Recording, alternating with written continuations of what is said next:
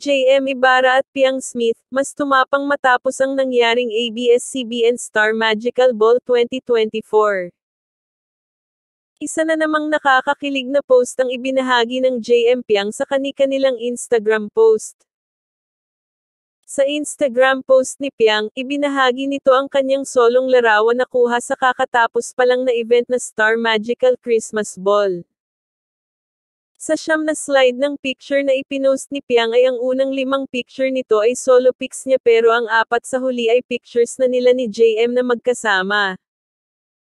Ang nakakakilig pa dito ay ang solo pic ni JM na nasa pang-8 slide, at mas nadagdagan pa nga ang kilig dito dahil sa kanta na ginamit ni Piang sa kanyang post.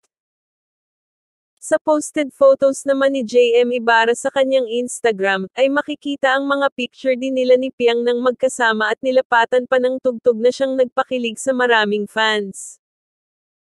Ayon tuloy sa mga fans ng dalawa, tumatapang na umano ang mga ito, at tila low-key umano na piniflex ng dalawa ang isa't isa.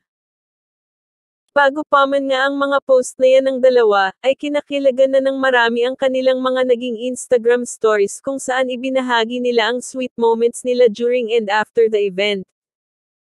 Mukhang iba na umano ang ipinapakitang aksyon ng dalawa maging sa kanilang mga kilos ay makikita na tila hindi pang normal na magkaibigan, na nagbigay ng mas matinding excitement sa kanilang mga supporters.